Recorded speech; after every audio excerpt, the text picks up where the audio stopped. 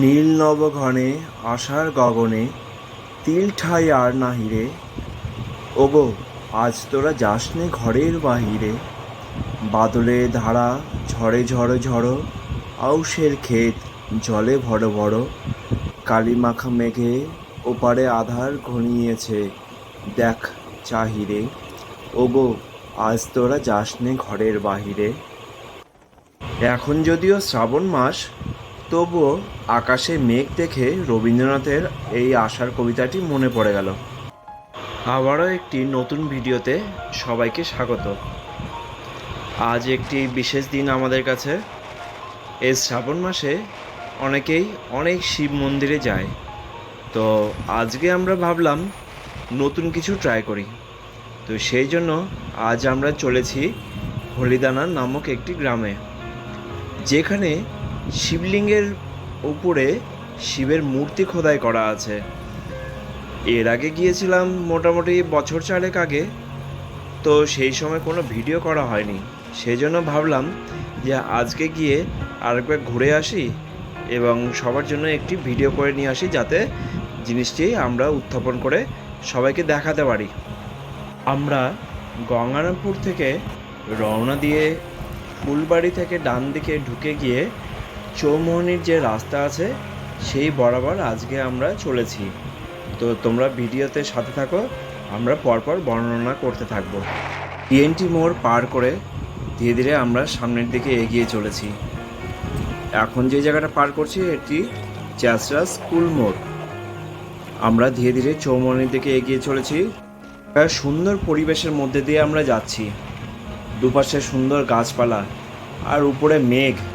এর চেয়ে সুন্দর কি দিন হতে পারে। এখন আমরা পৌঁছে গেছি চৌমনি। এই চৌমনি থেকে হাতের বাঁদিকে যে রাস্তাটা এই দিকে যায় বালুঘাট, এবং ডান দিকে যে রাস্তাটা সেটি যায় তপনের দিকে। তো আমরা সোজা যাব, যেটি হলিদানা আমরা যেতে পারবো। এখন দুপুরবেলা সব ছাত্রছাত্রীরা নিজেদের বাড়ি ফিরছে স্কুল থেকে।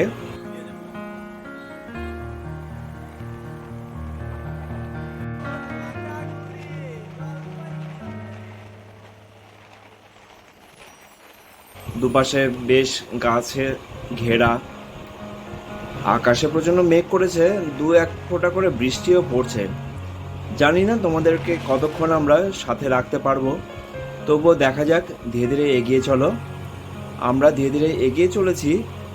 একটু সামনে গিয়েই আমরা একটি বাঘ পাবো, দেখাই তোমাদেরকে। এই যে সামনে একটি বাঘ দেখতে পাচ্ছ, এর ডান দিকে চলে গেল তপনের রাস্তা, আর সোজা গেলে আমরা লস্কর হয়ে আবার বালুঘাট যেতে পারবো। এদিক দিয়েও বালুঘাট যাওয়া যায়। পৌঁছানোর আগেই ঠিক দুটো ব্রিজ পড়বে একসঙ্গে, সেই জোড়া ব্রিজের ডান পাশ দিয়ে ঢুকে যেতে হবে হলিদানা গ্রামে। আমরা সেই দিকে ঢুকে যাব। আমরা এখন পৌঁছে গেছি হলিদানা গ্রামে। মাঝখানে প্রচণ্ড বৃষ্টির কারণে আমরা কোনো ভিডিও করতে পারিনি, তার জন্য তোমাদের কাছে দুঃখিত। এবং আমরা ধীরে ধীরে এইবার আমাদের যে পরবর্তী যে অধ্যায়, সেই মন্দির, সেখানে আমরা পৌঁছে গেছি। এবার তোমাদেরকে সেই মন্দিরটি আমরা দেখাই। এখন আমরা পৌঁছে গেছি হলিদানা নামক একটি জায়গায়। এখানে একটি বিখ্যাত শিব মন্দির রয়েছে, আমরা সেটি এখন দেখব। জায়গাটি জামালপুর গ্রাম নামে বিখ্যাত। এটি দক্ষিণ দিনাজপুর জেলার তপন থানার মধ্যে পড়ে। এখানটায় তেলিঘাটা ব্রিজ আছে। তপন থেকে লস্কর যেতে যে তেলিঘাটা ব্রিজ পড়ে, সেখান থেকে হাতের ডান দিকে ঢুকে যেতে হয়। মোটামুটি ব্রিজ থেকে 3 কিলোমিটার ভেতরে এই গ্রামটি পড়বে।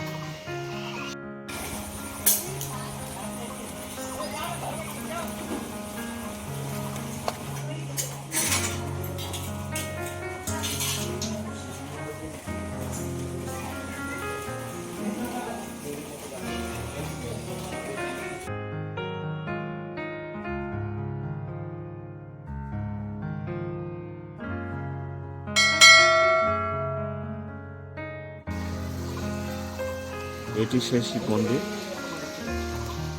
এখানটায় বেশ সুন্দর কীর্তনের জন্য জায়গা রয়েছে।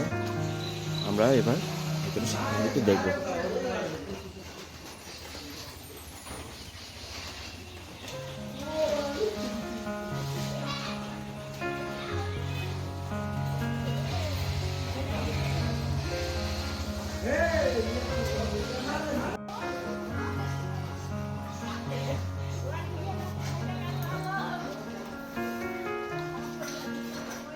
স্থানীয় লোকজনদের কাছ থেকে শোনা যায় এই শিবলিঙ্গটি নাকি মাটির নিচ থেকে পাওয়া গেছিল।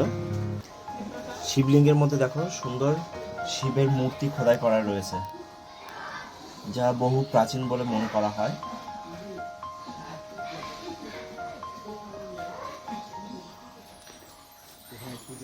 এখানে যে নন্দীটা আমরা দেখতে পাচ্ছি এটি শ্বেত পাথরের রয়েছে।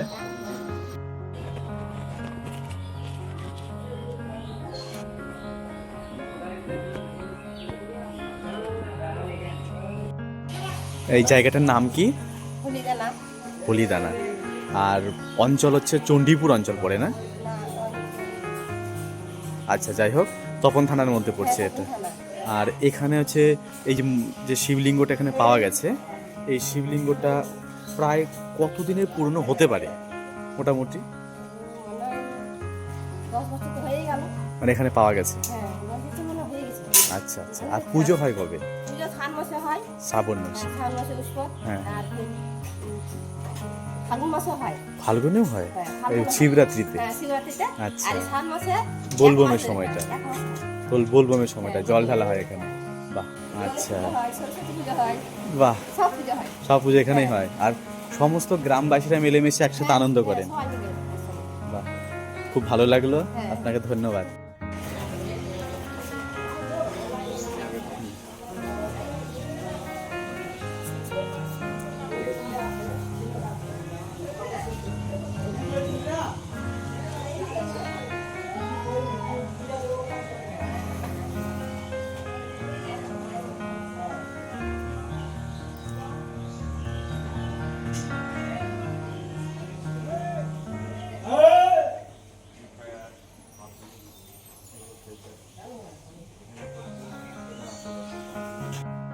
আচ্ছা, এই শিবলিঙ্গটা এখানে কিভাবে পাওয়া গেল? এখানে বহুদিন থেকে পুরনো মন্দির ছিল, সেই মন্দিরের আগে যে ভাঙা হয়েছিল, সেই সময় এখানকার যাবতীয় যে রাজাদের গুপ্তধন বা অলৌকিক জিনিস দেবত্বের এগুলো ভাঙা পড়ে যায়, আর তারপরে মাটির ভিতরে মিশে যায়। সেটা একটা জায়গায় বাড়ি খনন করতে যেয়ে এটা আমরা এই শিবলিঙ্গটা পাই। সেখান থেকে আমাদের এই শিবলিঙ্গ প্রতিষ্ঠিত হয় এবং প্রত্যেক শ্রাবণ মাসে বাবার মাথায় 1 মাস ধরে জল ঢালা হয়। আর এই মন্দিরে অ্যাভেলেবেল প্রত্যেক দিন আমরা যে আমাদের যে এই কীর্তন সেগুলো পাঠ করে আমরা গীতা ভাগবত নিয়মিত চলতে থাকি। এটা হচ্ছে প্রথমে কি রঙের ছিল? এটা প্রথমে পাওয়া যখন গিয়েছিল সাদা রঙের ছিল। আচ্ছা, পুরোটা সাদা রঙের, দেখে মনে হচ্ছিল শ্বেত পাথরের। হ্যাঁ, আচ্ছা। তারপরে আমরা নিয়মিত পুজো পাঠ করার পরে ধীরে ধীরে কালারটা চেঞ্জ হয়ে গেছে। আচ্ছা, অটোমেটিক্যালি কালারটা ধীরে ধীরে ধীরে ধীরে চেঞ্জ হয়ে গেছে। একবার আমাদের এখানে যে ছোট মন্দিরটা দেখতে পাচ্ছেন, হ্যাঁ, এটাও একবার দুধ শোষণ করেছে 1 বছর। ও কোনটা? এই যে বাঁ সাইডে আছে, এই ইয়ার থেকে টেস্ট করতে এসেছিল। আচ্ছা, আমরা খবর দিয়েছিলাম, তখন এটা টেস্ট করতে এসেছিল। আচ্ছা। এখানে যখন প্রশাসনিক কোনো লোক এসেছিলেন তখন এসে দেখা গেল যে এখানে দুধ শোষণ হচ্ছে। হ্যাঁ হ্যাঁ, এই হচ্ছে। নন্দী মহারাজ। হ্যাঁ, নন্দী মহারাজ দুধ শোষণ করছে। ও, তার পরবর্তী তার হয়নি এরকম? হ্যাঁ, তারপর একবারই হয়েছে। হ্যাঁ, একবারই হয়েছে। তাহলে আমরা জানতে পারলাম যে একবার আমাদের এই নন্দী মহারাজ দুধ পান করেছেন, তো তারপর এটা আর দেখা যায়নি। তো প্রশাসনিক দিক থেকে অনেক ব্যবস্থা করেছে, কিন্তু এটা এখানে প্রতিষ্ঠিত করে এখানে পুজো অর্চনা করা হয়। এখানকার অধিবাসীরা সবসময় এর যত্ন আত্তি করে থাকে এবং এই জায়গাটার সম্পূর্ণভাবে দেখাশোনা করে যাচ্ছে। আপনারা দেখতে থাকুন আর সঙ্গে থাকুন। এখানে যে ঠাকুরের স্থানটি দেখা যাচ্ছে, বাঁ দিকে রয়েছে গণেশের মূর্তি এবং ডান দিকে রয়েছে সরস্বতীর মূর্তি।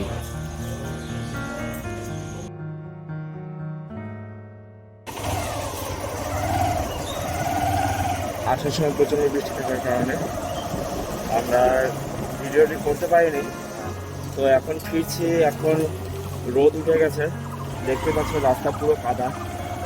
খুব সাবধানে যেতে হবে এই রাস্তাতে, বাইকের চাকাও স্লিপ করছে, সেই জন্য খুব ধীরে ধীরে যেতে হবে। তো এখন আমরা আবার ভিডিও করার সুযোগ পেলাম, সেই জন্য ধীরে ধীরে আমরা ভিডিও করতে করতে এগিয়ে যাচ্ছি আমাদের গন্তব্যস্থানে থেকে বাইরে বেরিয়ে।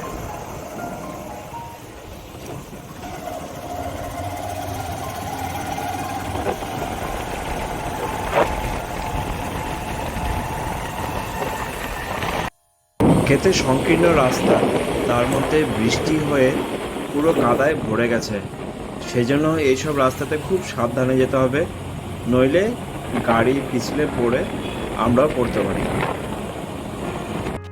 তো আগে তোমরা দেখলে মেঘলা আকাশ, আর এখন আকাশটা দেখো পুরো বদলে গেছে। একদম বলতে পারি আমরা 180 ডিগ্রি ঘুরে গেছে। আমরা ধীরে ধীরে এগিয়ে চলেছি। তোমরা নিশ্চয়ই বুঝতে পারছো আকাশটা কত সুন্দর লাগছে। পাট ক্ষেতের পাশ দিয়ে ধীরে ধীরে আমরা এগিয়ে চলেছি।